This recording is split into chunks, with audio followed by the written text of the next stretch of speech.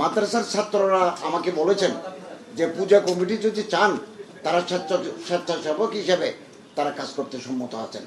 খুব গুরুত্বপূর্ণ আমরা সিদ্ধান্ত নিয়েছি যাতে ধর্মীয় ভাব গাম্ভীর্যের সাথে সনাতন ধর্মের ভাই ও বোনেরা তাদের এই পূজা উদযাপন করতে পারেন। আকাশে হেলিকপ্টার থাকবে এবং দশমীর দিন ডুবুরি থাকবে। আমরা এভাবে সিদ্ধান্ত নিয়েছি এবং মাদ্রাসার ছাত্ররা আমাকে বলেছেন যে পূজা কমিটি যদি চান তারা স্বেচ্ছাসেবক হিসেবে তারা কাজ করতে সম্মত আছেন।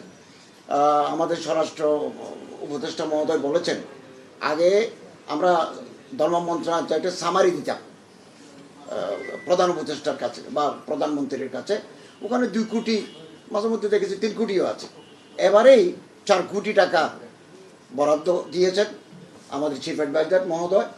আমরা একটু তালিকা করে অসচ্ছল মন্দিরগুলোকে আমরা এই 4 কোটি টাকা জেলা প্রশাসকদের মাধ্যমে এগুলো আমরা বিতরণ করব।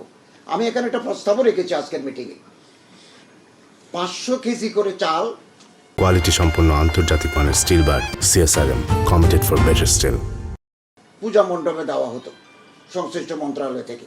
এবার আমি একটা প্রস্তাব উত্থাপন করেছি, আজকের এই মিটিংয়ের মাধ্যমে আমরা সংশ্লিষ্ট মন্ত্রণালয়ে মেসেজ পাঠাবো আরও 200 কেজি করে যাতে চাল বাড়ানো হয়, অন্তত পক্ষে না পারলে 100 কেজিও যাতে বাড়ানো হয়, এরকম একটা প্রস্তাব আমার মন্ত্রণালয় থেকে আমি দেব।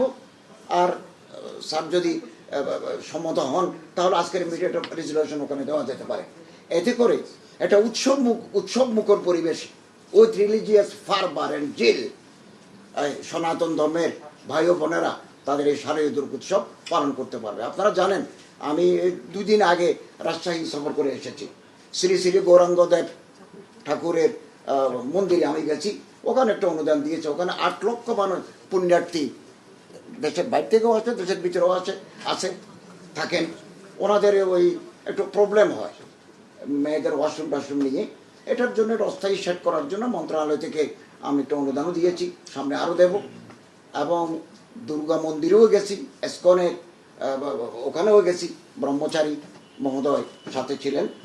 তো আমরা আপনাদের মাধ্যমে দেশবাসীকে আশ্বস্ত করতে চাই, কোনো দুষ্কৃতকারী, কোনো ক্রিমিনাল এখানে যদি পূজা কার্যক্রমে উৎসবে কোনো ধরনের বাধা সৃষ্টি করে তাহলে আমাদের এই গভর্নমেন্ট অন্তর্বর্তীকালীন সরকার তাদেরকে কঠোর হস্তে দমন করবে।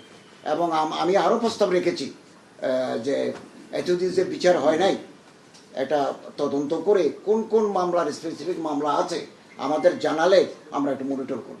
আমরা চাচ্ছি যে বৈষম্যহীন একটা সমাজ প্রতিষ্ঠিত হোক, প্রত্যেকে তার নাগরিক অধিকার, ধর্মীয় অধিকার যাতে পালন করুক, এটা আমরা চাই। এবং আমরা ধর্ম মন্ত্রণালয়ের উদ্যোগে একটা পূজার মিটিং করব। আমি ইমামদেরকে, মসজিদের ইমাম, মাদ্রাসার প্রধানদেরকেও আমরা নির্দেশনা দেব যে তারা যেন আপনাদের সাথে কোঅপারেট করে এবং সুন্দর পরিবেশে যাতে আমরা ধর্মকর্ম আমরা অনুশীলন করতে পারি, পালন করতে পারি।